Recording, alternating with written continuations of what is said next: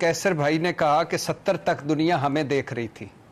Sir उसके बाद फिर दुनिया ने हमें इसलिए देखना छोड़ दिया कि फिर हमने आपको देखना शुरू कर दिया। फिर आप लोग आ गए, फिर आप लोगों ने हमारा राज्य के सवा सत्यानाश किया। आपके एवनफील्ड, सरे महल, टीटी स्कैंडल्स, 35 अरब जाली अकाउंट्स, मनी लॉन्ड्रिंग, फिर ये शुगर, ये आटा गंदम, ये चीनी, इन्होंने हमें ऐसा राज्य के तबाह किया कि फिर दुनिया आज भारत चांद पर है, सूरज की तरफ उसका सफ़र जारी है। G20 पे वो मेज़बान है, कॉरिडोर वो कर रहा है, वो मिडल ईस्ट एंड यूरोप, और हम चंद 100 किलोमीटर का सी पैक हमसे संभले नहीं जा रहा।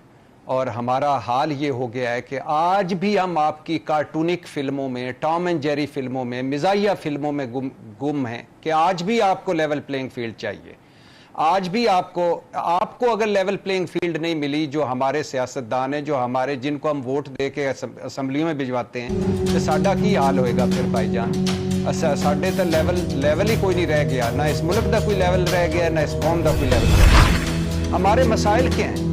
ये मुल्क बदतरीन सियासी बुरान में है, बदतरीन मुआशी बुरान में है, बदतरीन आईनी बुरान में है, बदतरीन अदालती बुरान में है। कौम रिकॉर्ड महंगाई में है, रिकॉर्ड बेरोजगारी में है, रिकॉर्ड गुर्बत में। हमारे मसाइल क्या हैं? आलमी सतह पर हम तमाशा बन चुके हैं। चौथा बदतरीन पासपोर्ट हमारा है और हमें कोई वीज़ा नहीं देता।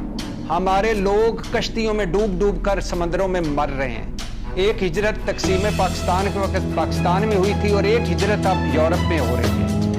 और हमारे मसाइल क्या हैं? अंदरूनी नफरत, तकसीम। हमारे मसाइल क्या हैं? आबादी बम ये फट रहा है। आबादी बम 24 करोड़ 60 लाख लोग, और मुआशी इस्लाहत हो नहीं रही। 200 सफेद हाथी हम पर मुसल्लत हैं। 16 तैयारों वाला कोई शर्म से डूब मरने का मकाम है। 16 तैयारों वाला PIA रह गया। 16 तैयारे, कभी कोई मुल्क उसे रोक लेता है, कभी कोई मुल्क।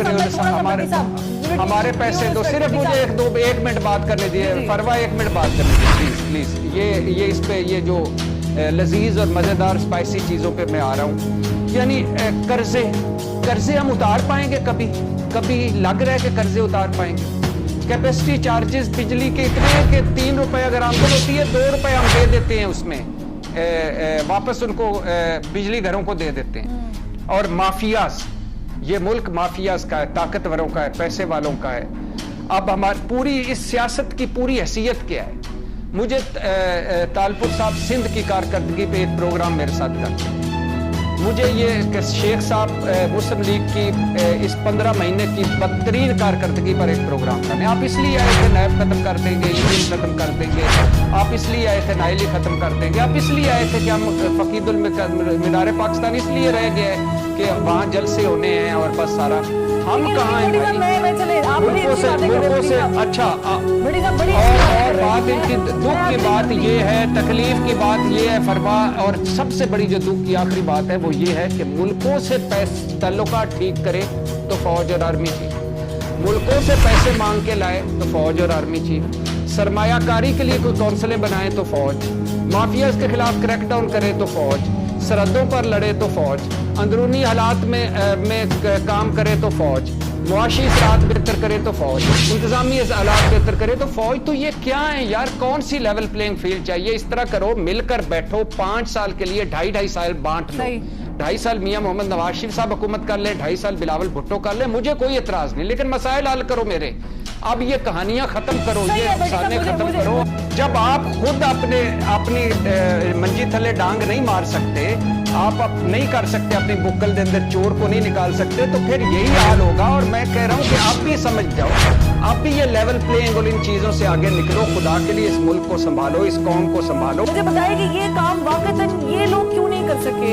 हालांकि बड़ी जमातें हैं, बड़ी जमातें इक़्तिदार में आएंगी, ये निगरान गवर्नमेंट क्यों और कैसे कर रही है? हालांकि तो इलेक्शन लड़के भी नहीं आए लोग।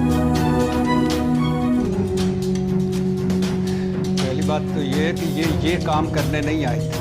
जो काम करने आए थे वो उन्होंने कर लिए। तो उन्होंने उन कामों में कोई कसर छोड़ी हो तो मुझे बता दीजिए, कोई काम रह गया हो उनका तो मुझे बता दीजिए। वो तो यही काम करने आए थे और वो कर रहे हैं। और करके चले गए और दोबारा आएंगे तो वही करेंगे। और दूसरी बात ये है कि अब क्या करेंगे इस मुल्क का। यानी अब सायरा बानो साहबा को ये जो क्रैक डाउन है इसमें इसका एंड रिजल्ट लगता नहीं नजर आ रहा। हो सकता है ऐसे ही हो, लेकिन कहीं ना कहीं तो कुछ करना है ना कुछ तो करेंगे ना। क्या करें फिर? 335 रुपए से डॉलर 290 रुपए पे आ गए। अब मैं उसको रोऊं कि ये फिर वापस चला जाएगा कि इसको इस खुशी में मनाऊं कि ये अब वापस आ गया है। ये जो बोरियां पड़ी हुई थी ये कहाँ पड़ी हुई थी, ये क्यों पड़ी हुई थी, ये भी एक सवाल है। लेकिन अगर ये बोरियां पकड़ी जा रही हैं तो ये भी एक अच्छी बात है। और लेकिन मैं ये बड़ी लंबी बहस है। मैं आपको आपने एक बड़ा लफ्ज बोला, हालांकि और परवेज मुशर्रफ ने जब धावा बोला तो क्या किया? परवेज मुशर्रफ साहब ने जब धावा बोला तो आइन तोड़ा, पार्लियामेंट को अपने ताबे बना, अदलिया को बेतौकीर किया, इलेक्शन से भागे वो। ये 4 काम उन्होंने की और वो कहलाए फौजी अमल। बिल्कुल। आप मुझे बताएं 15 महीनों में क्या हुआ है? आइन टूटा है कि नहीं टूटा? पार्लियामेंट को ताबे बनाया गया है कि नहीं? कि अधूरी और जाली पार्लियामेंट जिसको पीडीएम कहती थी। अदलिया को बेतौकीर किया गया है कि नहीं किया गया? इलेक्शन से भागे हैं कि नहीं भागे? ये हमारे जमहूरियत पसंद है? फिर ये परवेज मुशर्रफ से अच्छे हैं?